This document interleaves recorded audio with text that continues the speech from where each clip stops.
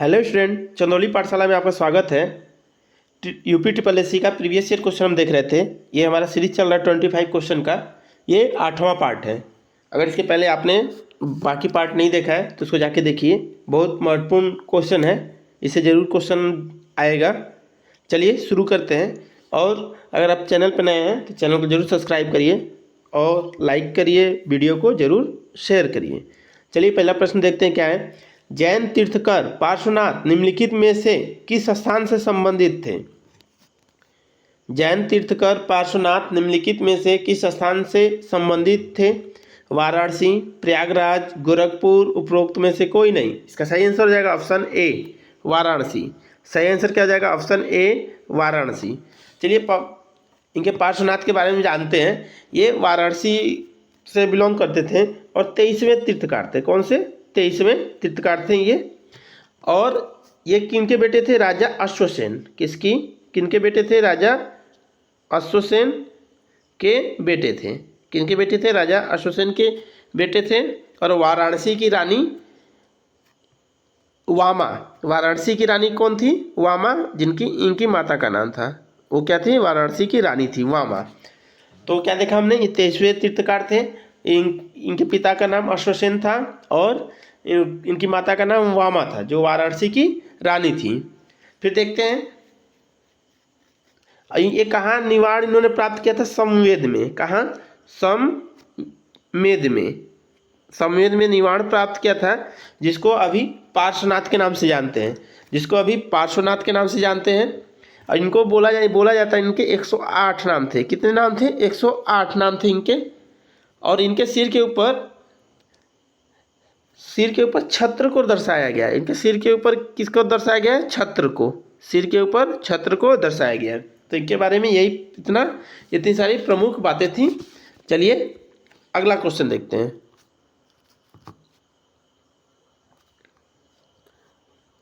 अगला प्रश्न है, चेतियागिरी बिहार सांची में मनाया जाने वाला त्यौहार किस धर्म से संबंधित है? चेतियागिरी बिहार सांची में मनाया जाने वाला त्यौहार किस धर्म से संबंधित है? जैन, सिख, हिंदू, बौद्ध। इसका सही आंसर हो जाएगा ऑप्शन डी, बौद्ध। यह बहुत ही महत्वपूर्ण त्यौहार है। और कहाँ? ये एमपी के रायसेन। कहाँ मनाया जाता है? ये क्यों मनाया जाता है? ये क्या बुद्ध के 2 महान शिष्य थे। कौन कौन? सरीपुत्र और महामोगलेना। इनके अवशेष को देखने के लिए ये पर्व मनाया जाता है। क्या होता है? इनके अवशेष को संरक्षण किया जाता है और नवंबर के महीने में निकाला जाता है। तो यह त्यौहार कब मनाया जाता है? नवंबर के महीने में। और दोनों शिष्यों का नाम क्या है? महामोगलेना और सरीपुत्र। महामोगलेना और सरीपुत्र, इनके शरीर के अवशेष को देखने के लिए यह त्यौहार मनाया जाता है। चलिए अगला प्रश्न देखते हैं। बौद्ध वास्तुकला में चैत्य का अर्थ निम्नलिखित में से क्या है? बौद्ध वास्तुकला में चैत्य का अर्थ निम्नलिखित में से क्या है? बुद्ध अवशेष, प्रार्थना, निवास स्थान, मठ। बुद्ध अवशेष, प्रार्थना, निवास स्थान, मठ। इसका सही आंसर हो जाएगा ऑप्शन सी। ऑप्शन बी, प्रार्थना कक्ष। चैत्य का क्या अर्थ हो जाएगा? प्रार्थना कक्ष। चलिए अगला प्रश्न देखते हैं।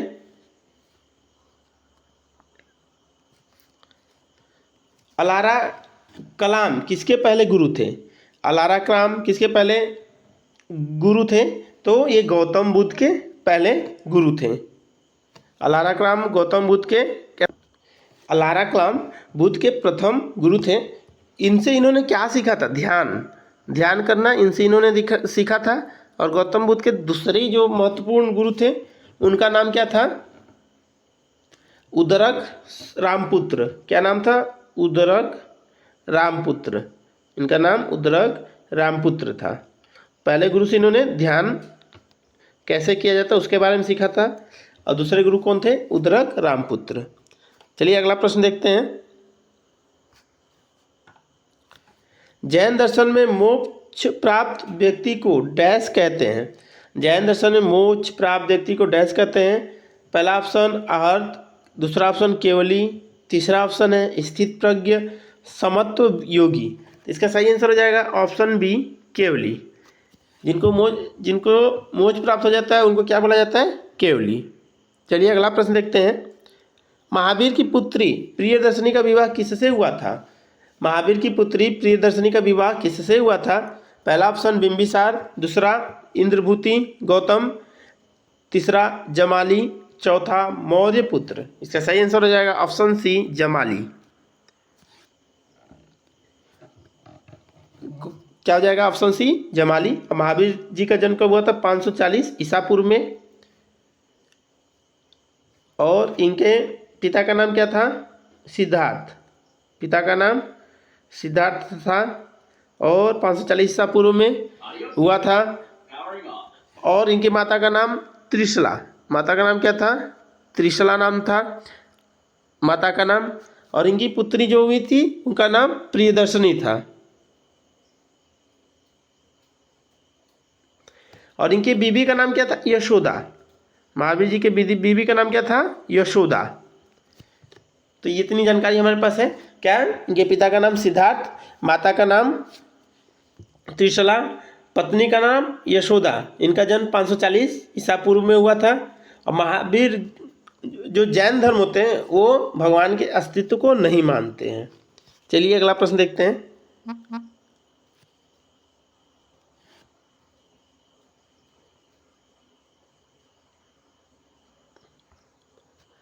बौद्ध धर्म में उपदेश देने हेतु किस भाषा का प्रयोग किया जाता है? बौद्ध धर्म में उपदेश देने हेतु किस भाषा का प्रयोग किया जाता है? इसका सही आंसर हो जाएगा ऑप्शन ए पाली। पाली भाषा का उपयोग किया जाता है। नेक्स्ट प्रश्न है, वर्धमान महावीर किस वंश से संबंधित थे? लिच्छवी, हर्यक, शाक्य, सातवाहन। लिच्छवी, हर्यक, शाक्य, सातवाहन। इसका सही आंसर हो जाएगा ऑप्शन ए लिच्छवी। और लिच्छवी के पिता तथा इनके पिता कौन थे? सिद्धार्थ, माता त्रिशला। और इनकी बीवी का नाम क्या था? यशोदा। इनका जन्म 540 ईसा पूर्व में हुआ था। अगला प्रश्न है, सुत्त पिटक और विनय पिटक का संकलन किस बौद्ध संहिता के अंतर्गत किया गया है? सुत्त पिटक और विनय पिटक का संकलन किस बौद्ध संहिता के अंदर किया गया है? प्रथम, द्वितीय, तृतीय, चतुर्थ। इसका सही आंसर हो जाएगा ऑप्शन ए प्रथम। अब प्रथम बौद्ध संहिता कब हुई थी? 483 ईसा पूर्व में। कब हुई थी? 483 ईसा पूर्व में। कहाँ हुआ था? राजगिरी। कहाँ हुआ था? राजगिरी में। किसके कार्यकाल में हुआ था? अजातशत्रु के कार्यकाल में हुआ था। अजातशत्रु के कार्यकाल में हुआ था।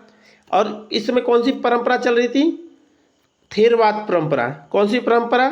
थेरवाद परंपरा इस समय चल रही थी। और ये सुत्त पिटक और विनय पिटक का संकलन किसके द्वारा किया गया था? आनंद और उपाली द्वारा। किसके द्वारा? आनंद और उपाली के द्वारा इनका संकलन किया गया था। प्रथम जो संहिता थी कब हुई थी? 483 ईसा पूर्व में। किसके कार्यकाल में? अजातशत्रु के कार्यकाल में। कहाँ हुई थी? राजगिरी में। उस समय कौन सी परंपरा चल रही थी? थेरवाद परंपरा। सुत्त पिटक और विनय पिटक का संकलन किसने किया था? आनंद और उपाली ने। चलिए अगला प्रश्न देखते हैं। निम्नलिखित में से कौन सा धर्म अष्टांगिक मार्ग से संबंधित है? जैन धर्म, बौद्ध धर्म, सिख धर्म, हिंदू धर्म। इसका सही आंसर हो जाएगा ऑप्शन बी बौद्ध धर्म। नेक्स्ट प्रश्न है, किस जैन धर्म में तीर्थकारों के जीवन चरित्र का उल्लेख है?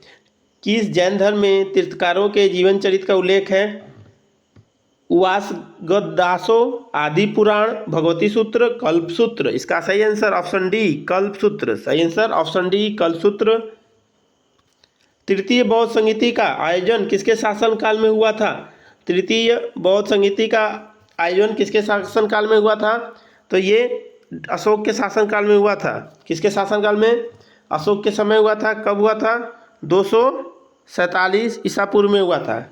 कब हुआ था? 247 ईसा पूर्व में अशोक के कार्यकाल में हुआ था। नेक्स्ट प्रश्न है, निम्नलिखित में कौन सा प्रतीक बुद्ध के महान त्याग को दर्शाता है? कमल, घोड़ा, चक्र, स्तूप। कमल, घोड़ा, चक्र, स्तूप। इसका सही आंसर हो जाएगा ऑप्शन डी। क्या हो जाएगा? स्तूप। और जाति जन्म के लिए कमल और बैल जन्म के लिए कौन सा दर्शाता है? कमल और बैल। महान त्याग जिसको महाविनिष्क्रमण कहते हैं, महान त्याग जिसको महाविनिष्क्रमण कहते हैं, ये घोड़ा से प्रदर्शित किया जाता है। निर्वाण या संबोधि, इसको बोधि बीज से प्रदर्शित करते हैं। धर्म चक्र प्रवर्तन जिसको प्रथम उपदेश बोला जाता है, धर्म चक्र प्रवर्तन जिसको प्रथम उपदेश बोला जाता है, ये इसको चक्र से प्रदर्शित करते हैं। और प्रथम उपदेश कहाँ दिया गया था? सारनाथ में।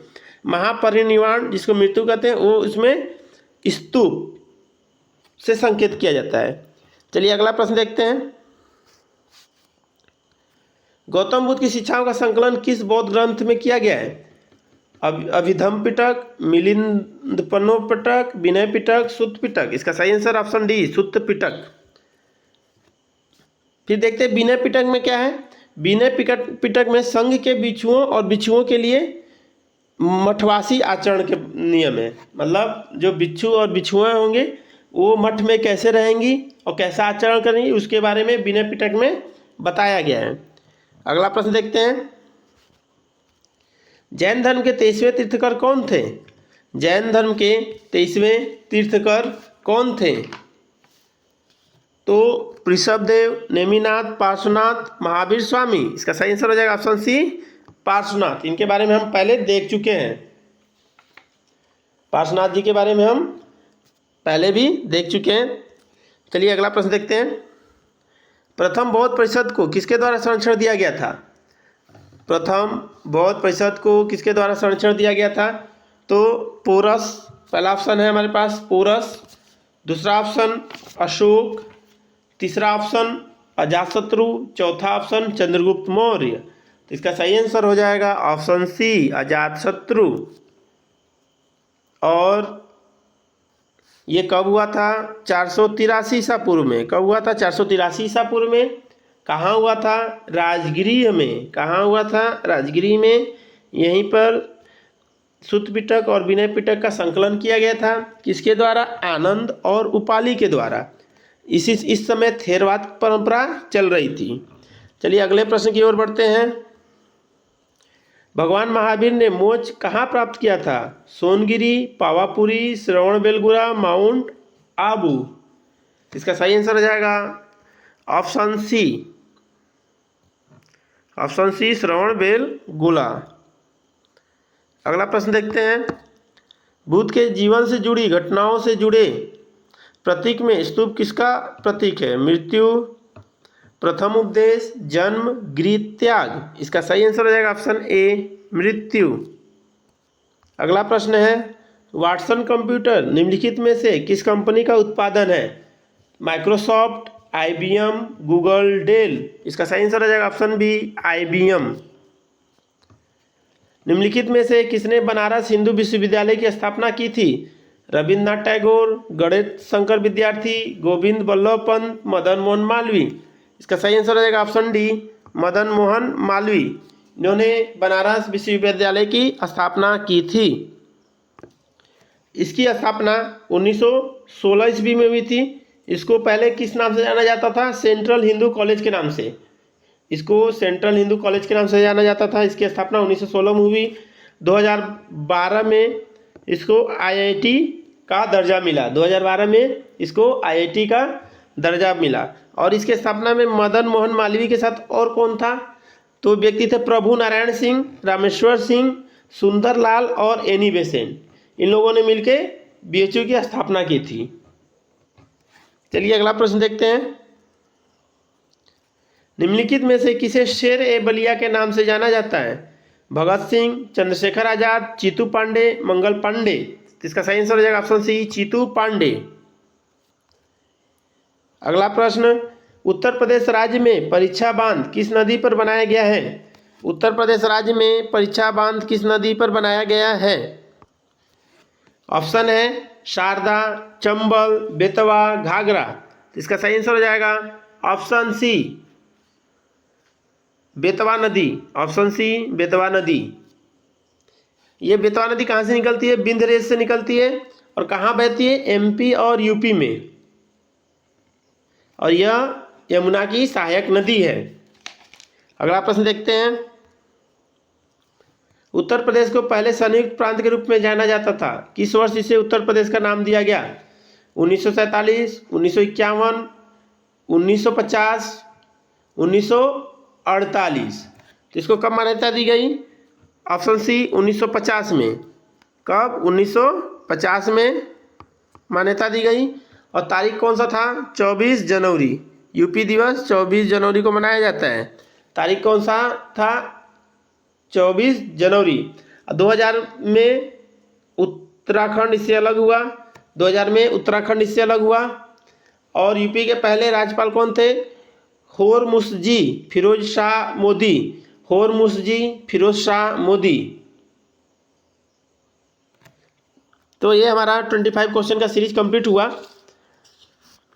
चैनल पे बने रहिए, अगर नए हैं तो ज़रूर चैनल को सब्सक्राइब करिए और वीडियो को ज़रूर शेयर करिए, लाइक करिए। चलिए अगले क्लास में मिलते हैं, अभी के लिए इतना ही। जय हिंद, जय भारत।